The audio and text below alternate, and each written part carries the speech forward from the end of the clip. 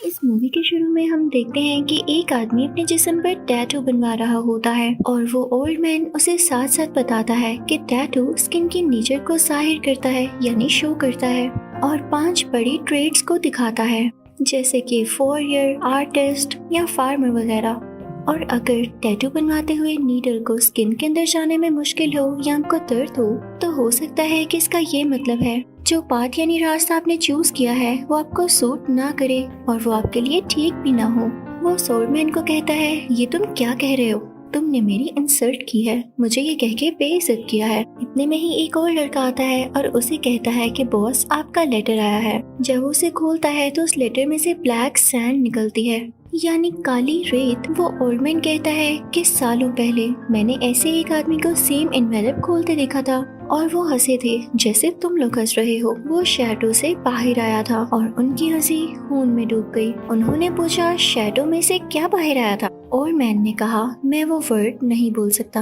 अब उस रात को उनका ब्लेड मेरी चेस्ट में लग गया था और अब मेरा हार्ट राइट साइड पर है। वो दोनों जब उस मार्क को देखते हैं तो कहते हैं कि ये तो निंजा की तरह दिख रहा है, क्या तुम निंजा बोलने के लिए घबरा रहे थे? वो उसका मजाक बनाते हैं कि अचानक से उनमें से एक का सर उसकी बॉडी से अलग हो जाता है और ये सब बहुत परेशान हो जाते हैं और अपनी गन्स रेडी कर लेते हैं, इधर उधर मूव करने लगते हैं कि उसके लिए अलर्ट रहे जो इनको मार रहा है। तभी वहाँ एक वायर आती है और एक आदमी की पाँव की गिर्द लिपट कर उसको ऊपर खींच लेती है और जब वो नीचे गिरता है तो उसके टुकड़े हो जाते हैं। सब साथी ये देख के गुस्सा हो जाते हैं और बिना सोचे समझे फायरिंग शुरू कर देते हैं। उधर स्नूकर क्लब के पास खड़े आदमी का भी जिस्म 2 हिस्सों में कट जाता है क्योंकि मरने वाले के पास बहुत तेज वेपन्स थे। इसी के साथ ही हम एक और आदमी को देखते हैं जिसके पाँव एक शार्प वायर से कट जाते हैं और वो मुंह के बल गिरता है। फायरिंग करने वाले एक आदमी की तरफ निंजा ब्लेड्स आते हैं जो सीधा उसको और उसके साथियों को जाके लगते हैं जिसकी वजह से उनका खून बहने लगता है और देखते ही देखते उन सबके टुकड़े टुकड़े हो जाते हैं। लेकिन उनमें से एक बच जाता है। वो कहता है, तुम जो कोई भी हो मैं तुम्हें ट्रिपल कीमत दूंगा, तुम किसके कहने पर ये सब कर रहे हो? तो वो बूढ़ा आदमी कहता है कि इस सब का कोई फायदा नहीं क्योंकि वो कोई इंसान नहीं बल्कि एक डीमन है। वो निंजा सामने आकर उस ओल्ड मैन को भी अपनी तलवार से वार करके मार डालता है, उसे भी मार देता है। असल में वो खुद एक निंजा होता है। इसके बाद हम एक हेडक्वार्टर का सीन देखते हैं जहाँ केस डिस्कस हो रहा था। एक फोरेंसिक रिसर्चर जिसका नाम मीका है बहुत सारी फाइल्स लेकर आती है जो कि एविडेंसेस होते हैं। वो एजेंट और मीका आपस में उस केस के बारे में बात कर रहे होते हैं कि एक लड़का कहता है कि मुझे कुछ मिला है और ये एक रिपोर्ट है। मेरा दूसरी कंट्री में एक दोस्त है जिसके बारे में मुझे पता था, उसको बहुत नॉलेज है और इस रिपोर्ट के बारे में भी मुझे उसी ने बताया है। उसके अकॉर्डिंग ये पॉसिबिलिटीज है कि बहुत सारे पॉलिटिकल मर्डर्स किसी पुराने नेटवर्क ने कराए हैं और हो सकता है कि इनके पीछे किसी नो क्लैंस का हाथ होगा। अब वो लेडी पूछती है एक दूसरी कंट्री में एक दोस्त है कि उसके साथ क्या हुआ था? वो कहता है, सेम वही जो मेरे साथ होगा अगर मैं तुम्हारे साथ रहा, मुझे पागल कहकर निकाल दिया जाएगा। वो लड़की कहती है, क्या तुम्हें यकीन है? वो कहता है, हाँ, उन्हें निंजास कहते हैं। वो कहती है कि फिर तुम ये सब क्यों कर रहे हो? वो कहता है, मुझे नहीं पता लेकिन मैं तुम्हें गारंटी देता हूँ कि तुम एक बहुत अच्छी रिसर्चर हो और जरूर आगे जाओगे। एक ओल्ड मैन बहुत सारे बच्चों को बता रहा होता है कि तुम लोगों को जाना चाहिए इस बात का पता लगाने कि तुम लोग हो क्या, तुम कहाँ से आए हो और तुम्हें क्या करना है। चलो मैं ही बता देता हूँ, तुम और सोनू हो, यही तुम्हारी जिंदगी का सच है और ये मरने के बाद तब तक सच ही रहेगा। फिर वो अपने न्यू सन से सबको इंट्रोड्यूस करवाता है और कहता है कि इसका नाम मैंने राइजो रखा है और अब ये भी तुम लोगों का भाई है। दिन राइजो जब अपनी ट्रेनिंग कर रहा होता है तो उसके मास्टर उसे समझाते हुए कहते हैं कि अगर तुम्हारे अंदर स्ट्रेंथ नहीं होगी तो तुम कभी कुछ सफर कर ही नहीं पाओगे और ना कभी स्ट्रॉन्ग बन सकोगे। तो अपनी वीकनेस को ओवरकम करो। इस ट्रेनिंग में बहुत खामोशी के साथ एक फ्लोर के ऊपर से गुजरना था। अगर यहाँ पर जरा से भी आवाज हो जाती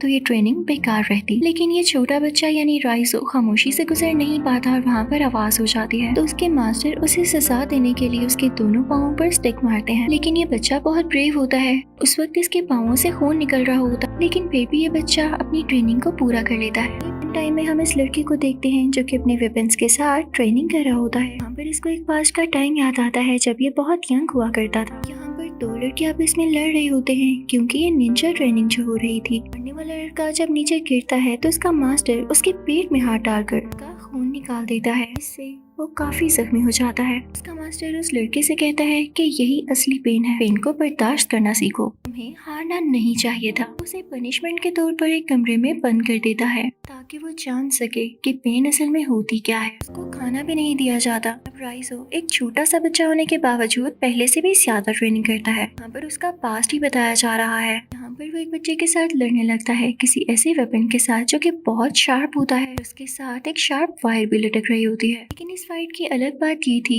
कि दोनों बच्चे जब लड़ रहे थे तो इनकी आंखों पर पट्टी थी। फाइनली राइजो दूसरे लड़के के पांव पर अपनी वायर को फंसाकर उसे दूर उठाकर फेंकता है। इस तरह से राइजो ये लेवल यानी राउंड जीत जाता है। वो सब खाने की टेबल पर बैठे होते हैं। ओल्ड मैन उन बच्चों से कहता है कि बॉडी को हमारी मर्जी से चलना चाहिए, जैसे भूख और प्यास चलती है। यहाँ तक कि जो ब्लड हमारी वेन्स में है ये हमारी बॉडी की वीकनेस है और इन पर काबू पाओ। तुम्हें ऐसा करना आना चाहिए कि साथ साथ खुद पर भी काबू पाओ। यही एक ओज़ोनो की रियल पावर है और यही एक निंजा का रास्ता है। वो कहता है कि आज रात खाना खाओ और कल तुम सबको 2 गुना ज्यादा काम करना होगा। असल में वो छोटा बच्चा वही लड़का है जिसका नेम राइसो है और उसको वो सब याद आ रहा है। अगले सीन में वो रिसर्चर लेडी मीका उस आदमी की वाइफ के घर जाती है, यानी एजेंट की वाइफ के घर। मीका पूछती है कि क्या हुआ था। वो उसे बताती है कि 2 साल पहले एक मर्डर के बाद इस रिपोर्ट ने टेंशन दी। इसके बाद सब कुछ बहुत डिफरेंट हो चुका था। मेरे हस्बैंड ने और लोगों को हायर किया और सब लॉक्स भी चेंज करवा दिए। इवन हर जगह लॉक्स लगवा दिए गए थे, कैमरास भी लगवाए गए और एक दिन एक आदमी दरवाजे पर आया। उन दोनों ने मेरे हस्बैंड के स्टडी रूम में कुछ देर बातें की। वो यंग मैन तो चला गया। अब मेरा हस्बैंड एक सोल्जर था और रशिया इंटेलिजेंस का मेंबर भी था।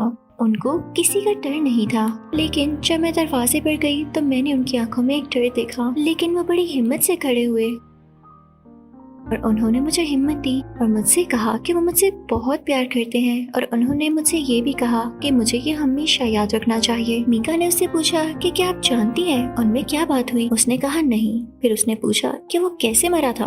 वो बताती है कि लाइट्स ऑफ हो गई थी। तुम पहली रिसर्चर हो जिसने मेरे हस्बैंड के बारे में पूछा और उनके केस को सीरियस लिया है। ये जानना अच्छा होगा कि वो किसी वजह के बगैर नहीं मरा। तो मीका कहती है यानी वाकई उनके मरने के पीछे कोई रीजन थी। अब वो उसे एक बॉक्स देती है और कहती है कि वो चाहता था कि ये आप देखें। मीका वो बॉक्स खोलती है तो उसमें कुछ फुटेजेस होते हैं। वो जब उनको प्ले करती है तो उसमें वही लड़का दिखाई देता है जिसका नाम राइजो है। राइजो को वो सब याद आता है कि कैसे उस ओल्ड मैन ने उसकी ट्रेनिंग की थी। अगले सीन में मीका उस एजेंट की वाइफ के बारे में सर्च कर रही होती है। उसका कोलीग आकर उससे पूछता है तुमने एजेंट के साथ बहुत काम किया है और उसके साथ लंच भी किया था। वो कहती है कि तुम ये सब कैसे जानते हो।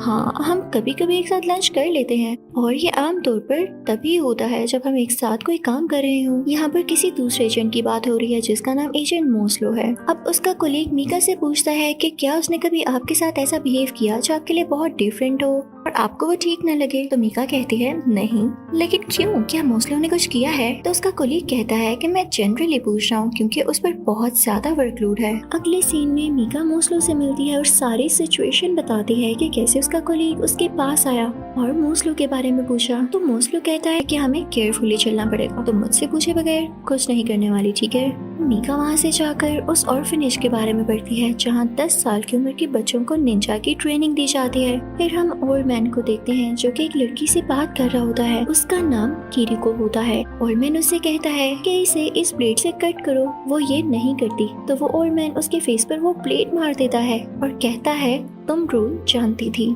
राइजो किरिको के पास आता है क्योंकि वो उसकी हेल्प करना चाहता था। रात का वक्त था और बारिश हो रही थी। किरिको भाग रही थी और राइजो भी उसके पीछे भागता है। वो उसे कहता है कि तुम ये सब क्यों कर रही हो, वो ओल्ड मैन तुम्हारा हार्ट निकाल लेगा। किरिको कहती है कि वो ऐसा नहीं कर सकता। वो उसे भी अपने साथ आने को कहती है लेकिन वो कहता है कि मेरी जिंदगी यही है। ये कहकर वो चली जाती है। अब कुछ देर बाद राइजो के हाथ में हम मीका की पिक्चर देखते हैं। इसके बाद हम देखते हैं कि वो एजेंट और मीका आपस में मिलते हैं। वो एजेंट मीका से कहता है कि तुम अपना बैग पैक करो और हॉलीडेज पर चली जाओ। साथ में वो उसे एक गन भी देता है और कहता है कि अनट्रेसेबल है और इसका कोई सीरियल नंबर भी नहीं है।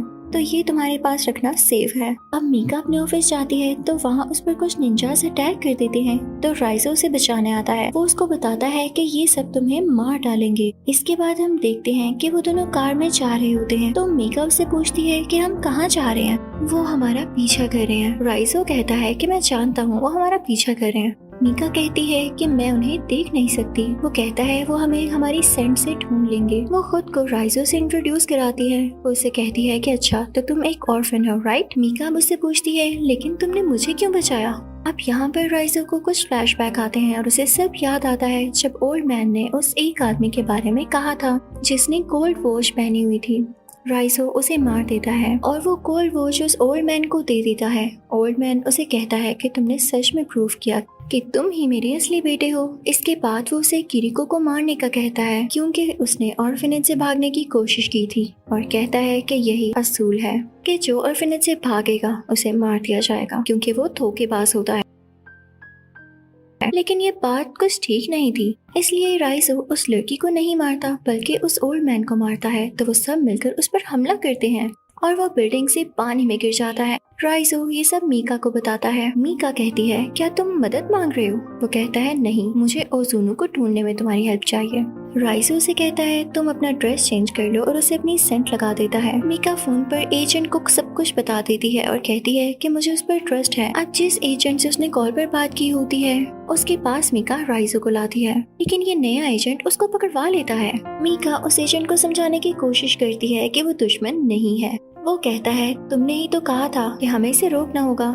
मीका उसे रोकने की बहुत कोशिश करती है और वो कहती है लेकिन ये ऐसा नहीं है। तो वो उससे कहता है मेरी बात ध्यान से सुनो, कोई तो है जो इस लंबी डोर को और खींचना चाह रहा है। मीका कहती है कि वो लोग उसे मारना चाहते हैं, वो सालों से उनसे फाइट कर रहा है। वो कहता है मुझे तुम पर यकीन है। अब अगले सीन में मीका राइजो को पानी पिलाती है और बताती है कि मोस्लो भी तुम्हारे साथ है और तुम्हारी हेल्प करना चाहता है। इसके बाद हम देखते हैं कि वो सब निंजास वहाँ अटैक कर देते हैं। वहाँ पर खड़े हुए सिपाहियों पर अटैक करके किसी की गर्दन काट देते हैं तो किसी पर फायरिंग शुरू कर देते हैं। वो अपनी स्वर्ड का यूज करते हुए उनकी चेस्ट पर अटैक करते हैं। इससे हर तरफ खून बह जाता है। निंजास ने अटैक इसलिए किया होता है क्योंकि वो राइजो को मारना चाहते थे। जेल के अंदर कि ये उनका रोल था कि जो उसकी बात नहीं मानता उसको मार दिया जाता है, चाहे वो उनका अपना ही साथी क्यों ना हो। मीका जल्दी से उसकी हथकड़ी यानी हैंडकफ खोलती है और उतनी ही देर में वहाँ पर एक और असैसिन आ जाता है। कि राइजो की हथकड़ी खुल चुकी थी तो वो मीका को भी उन लोगों से बचाता है। इस असैसिन को भी दीवार पर मारता है, इससे वो असैसिन भी मारा जाता है। ये दोनों बाहर आ जाते हैं लेकिन रास्ते में भी बहुत से असैसिन्स इन पर अटैक करते हैं। राइजो वहाँ पर मीका को उधर से जाने का कहता है, ये कहते हुए कि मैं यहाँ संभाल लूंगा, तुम जाओ। मीका उन सब से बचकर गाड़ी में भाग रही होती है। वहाँ पर एक बार फिर से बहुत जबरदस्त फाइट दिखाई जाती है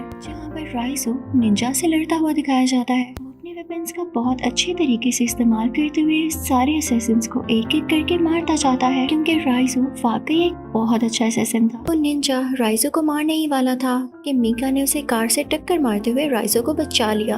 अब राइजो बेहोश पड़ा होता है लेकिन मीका उसे कहती है कि मुझे पता है कि मेरे कहने से कोई फायदा तो नहीं होने वाला क्योंकि तुम होश में नहीं हो। मैं सिर्फ एक फोरेंसिक रिसर्चर हूँ। ये कहने का एक अच्छा तरीका है कि मैं एक लाइब्रेरियन हूँ। मैं अपनी तरफ से कुछ नहीं कर सकती कि तुम्हारी मदद कर पाऊँ। मैं बस अपनी जान बचाने के लिए तुम्हें थैंक्स बोलना चाहती थी। इसके बाद हम देखते हैं कि वो ऑफिसर्स उसे ट्रैक करके पकड़ने आते हैं। तो वहाँ मीका उनसे कहती है 10 मिनट पहले वो उसे ले गए।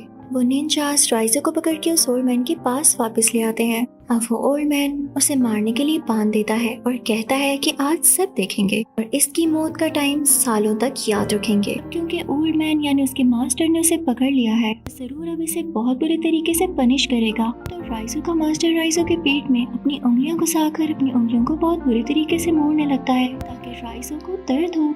लेकिन राइजो बहुत ब्रेव होता है और दर्द को बर्दाश्त करता है। पर एजेंसी के लोग आकर फायरिंग शुरू कर देते हैं जिसकी वजह से सब लोग इधर उधर भागने लगते हैं। मीका भी यहाँ पर राइजो की रस्सी को खोलकर उसे फ्री कर देती है। एजेंसी लोगों से लड़ रही होती है लेकिन राइजो अपनी उसी ट्रेनिंग यूनिट जाता है जहाँ पर वो हमेशा से ट्रेनिंग करता था। तभी वहाँ पर और निंजास भी आ जाते हैं और ये वही निंजास होते हैं जिनके साथ इसने बचपन में ट्रेनिंग की होती है। ये सब कहते हैं कि हम पहले की तरह दोबारा फाइट करेंगे। यहाँ पर इनमें फाइट शुरू हो जाती है। यहाँ राइजो अकेला होता है जबकि उसके चारों तरफ निंजास होते हैं जो कि उस पर मुसलसल अटैक कर रहे होते हैं। तो राइजो उनके अटैक से बचता हुआ हवा में उड़ता है और फिर नीचे आकर एक एक करके उन निंजास को मारने लगता है। वो आता है सीनियर निंजा के पास और अपने वेपन का यूज करते हुए उसकी उंगलियां काट देता है। वो निंजा अपने दूसरे हाथ से एक वेपन उठाने लगता है। राइजो उसके हाथ पर दोबारा अटैक करता है, उसकी गर्दन काट देता है। उसने उसको बहुत बुरी तरह से मारा होता है क्योंकि जो उसके पास शार्प वेपन होता है वो उसने उसकी गर्दन में घुसा दिया था। अब राइजो की आखिरी फाइट होती है उसके अपने ही मास्टर यानी उस ओल्ड मैन के साथ, और ये वही जगह होती है जहाँ पर वो खामोशी से चलने की ट्रेनिंग किया करता था। क्योंकि राइजो एक स्टूडेंट था और वो ओल्ड मैन उसका मास्टर, तो राइजो कभी भी मास्टर से आगे नहीं निकल सकता था। वो मास्टर उसे बार बार मारने लगता है, उस पर वार करने लगता है और राइजो उसे कुछ भी नहीं कह पाता। लेकिन फिर राइजो हिम्मत करके अपने मास्टर पर अटैक करता है और इसके पास से बहुत तेजी से गुजरता है ताकि मास्टर उसे रोक ही न सके, और ऐसा ही होता है। इतनी ही देर में एजेंसी के कुछ लोग वहाँ उसे बचाने के लिए पहुँच जाते हैं। राइजो उस बुरे आदमी से फाइट कर रहा होता है तो मीका उसे बचाने आती है, तो वो ओल्ड मैन मीका को भी मार देता है और आखिरकार वो अपने मास्टर के कंधे यानी शोल्डर में तलवार मारकर उसे भी बहुत बुरे तरीके से मार डालता है। लेकिन लकीली मीका अभी जिंदा थी। अब लास्ट सीन में राइजो को वो सीन याद आता है जब किरिको ने उसे अपने साथ भागने को कहा था। लेकिन इसी फ्लैशबैक के साथ मूवी यहीं पर एंड हो जाती है। Thank you for watching.